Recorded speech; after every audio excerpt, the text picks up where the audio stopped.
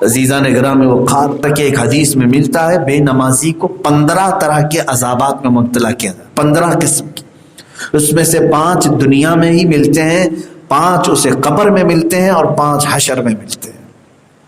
بڑا عذاب تو اس میں یہ ہے کہ قبر سے اٹھانے کے وقت اس کا چہرہ کالا ہو چکا ہوتا ہے جس وقت وہ اٹھایا جا رہا ہوتا ہے، اور موت کے وقت اسے بہت زیادہ خوف دل میں ڈال دیا جاتا ہے، بہت خوف ہوتا ہے۔ بے نمازی مرنا نہیں چاہتا، بہت خوف کے ساتھ مرتا ہے، نمازوں کو ترک کرنے والا بہت ڈر کے ساتھ وہ دنیا سے جاتا ہے۔ یہ عذاب دنیا مرنے کے وقت اسے دیا جاتا ہے۔ بلکہ بعض اوقات پر ایسا بھی فرمایا گیا کہ جو اپنے رب کا سجدہ نہیں کرتا تھا، اس وقت شیطان روح نکلنے کے قریب آئے گا اور اسے اپنی عبادت کے لیے کہے گا تو وہ بندہ اس کی عبادت کر جائے گا اور کافر ہو کر کے مر جائے گا، کبھی کبھار ایسا۔ باقی رہی بات، اللہ ایمان کی حفاظت فرمائے، اللہ ایمان کی حفاظت فرمائے۔ اس لیے بھی ڈر لگتا ہے کہ جو اپنے رب کی عبادت کو ہلکے میں لیتا ہے تو پھر وہ کسی اور کی بھی عبادت کر سکتا ہے۔ موت کے وقت ایسی سختی ہوتی ہے، اتنی خطرناک حالت ہوتی ہے کہ ایک قطرہ پانی کا اس کو لیے ایک ندی کے برابر ہوتا ہے، نزا کے عالم میں، سکرات کے عالم۔ ایسے وقت ایمان کی حفاظت بہت سخت معاملہ ہے، لیکن بے نمازیوں کے ساتھ ایسے معاملات ہوں۔ نماز اس کے لیے سکون بھی پیدا کرتی ہے، یہاں تک کہ فرمایا گیا قبر میں بھی اس کے لیے سکون لاتی ہے نماز، حشر میں بھی اس کی سفارش کرتی ہے نماز۔ یہاں تک کہ جس دن تمہارا جنازہ اٹھے، ہمارا جنازہ اٹھے، یہ وہ ٹکڑا جو مسجد میں سجدہ کرتے ہو یہ تمہارے غم میں روتا ہے، غم میں روتا ہے۔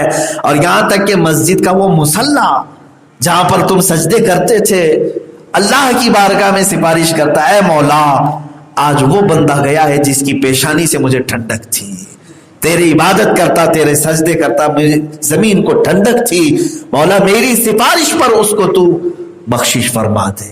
زمین سفارش کرتی ہے۔ بلکہ وہ قبر میں جاتا ہے نمازی تو کیسے کہا گیا، قبر دباتی سب کو ہے، نمازی جب قبر میں آتا ہے تو فرمایا گیا اسے قبر ایسے دبوچ لیتی ہے جیسے بچھڑے ہوئے بچے کو ماں پا لینے کے بعد دبا لیتی ہے، اپنی باہوں میں جس طرح سے اسے دبوچتی ہے، بھینچ لیتی ہے۔ تو فرمایا گیا نمازی جب قبر میں جاتا ہے تو قبر اسے محبتوں سے گھیر لیتی ہے، محبتوں سے گھیر لیتی ہے۔ جیسے بچے کو صبح سے اگر ماں نے نہیں دیکھا، شام میں آیا تو سینے سے چمٹا لیا۔ میرے عزیزو نماز قائم رکھو، جس طرح تمہارے لیے زندگی میں کھانا پینا کپڑے پہننا ضروری سمجھتے ہو، اس سے زیادہ ضروری سمجھو میری نمازیں ہیں۔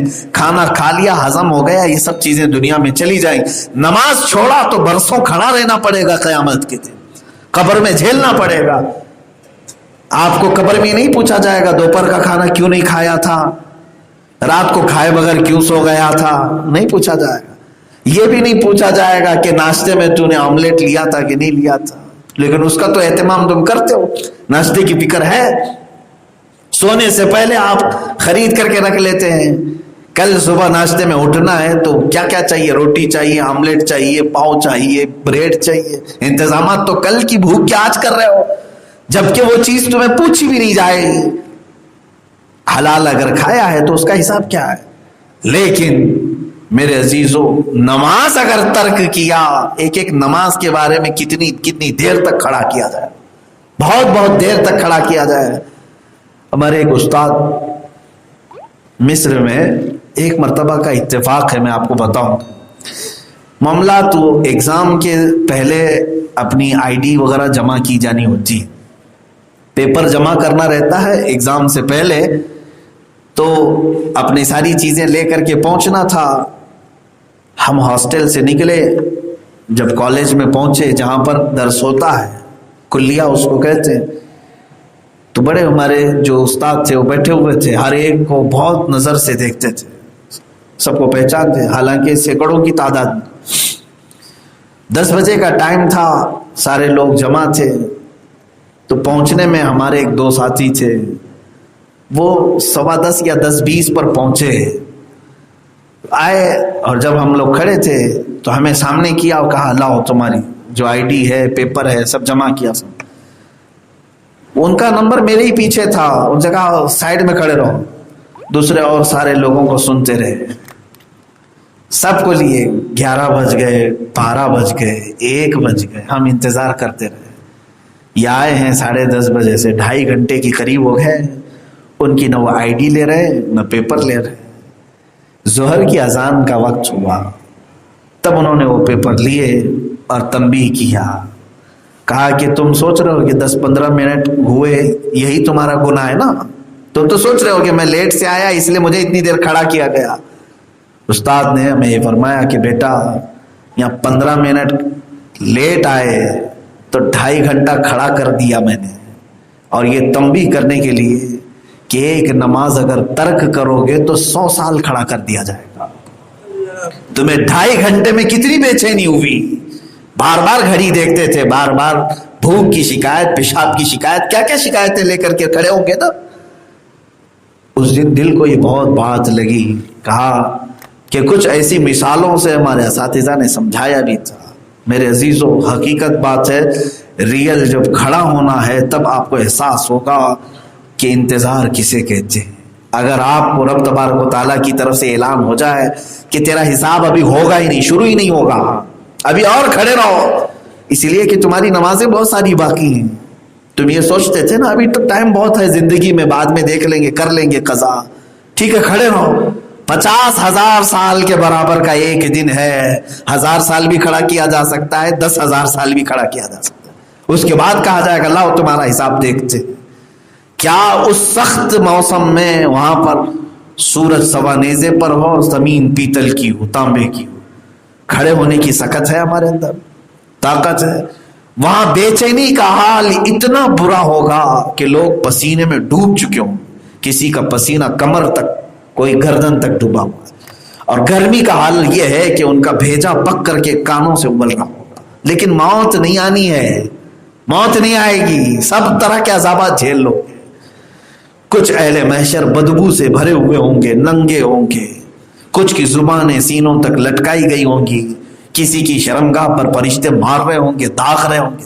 یہ سب چیزیں دیکھتے دیکھتے سینکڑوں سال کھڑے رہ سکو گے؟ اسی لیے یہ کہا گیا، گیا وقت پھر ہاتھ آتا نہیں، صدا دور دورہ دکھاتا نہیں۔ اور آج تمہارے پاس وقت ہے، نماز پڑھ لو اس سے پہلے کہ تمہاری نماز جنازہ پڑھی جائے۔ صلو قبل ان تصلوا علیکم، اپنی نمازیں کمپلیٹ کر لو اس سے پہلے کہ قوم تمہاری نماز پڑھ جائے۔ پھر وہی وقت آ جائے گا کہ تم پڑھتے نہیں تھے لیکن اب تمہاری نماز ہو جائے گی، اس کے بعد پھر نماز پڑھنے کا وقت ہی نہیں۔ بلکہ بعض روایات میں یہ ملتا ہے کہ مرنے کے بعد مردہ 1000 گڑ گڑا کر کے کہے گا کہ مولا ایک بار دوبارہ زندہ کر، میں 2 سجدے کر کے آ جاؤں، 2 رکعت پڑھ کے آ جاؤں۔ حکم ہوگا اب اس دنیا میں ہم نہ شہیدوں کو لوٹا رہے ہیں نہ نبیوں کو لوٹا رہے ہیں، تیری کیا مجال، کسی کو بھی لوٹایا نہیں جائے گا، واپس نہیں آئے گا۔ جو ہمارے جا چکے بڑے، جو بزرگ، جو اپنے خاندانوں کے ہیں، گزر چکے، آج تک کسی کو 50 سال ہوئے ہوں گے، 40 سال ہوئے ہوں گے، کتنے سال ہوئے دفنا کر کے، کبھی وہ آئے ہمارے پاس پلٹ کر؟ یا چلو آج دفنایا تھا، کل قبر کھول کر کے کوئی آ گیا ہو، سنا کبھی؟ مردہ واپس لوٹ کر کے آیا ہے اور اپنی نماز روزے کرنے لگ گیا ہے؟ نہیں ہوگا۔ یہی ہمارے ساتھ بھی ہوگا، ایک دن تم اندر بند ہو گئے تو پھر نہیں آ سکو گے، کبھی نہیں، نہ یہ مسجد دیکھ پاؤ گے، نہ یہ مصلی دیکھ پاؤ گے، نہ یہ اوقات تمہیں ملیں گے۔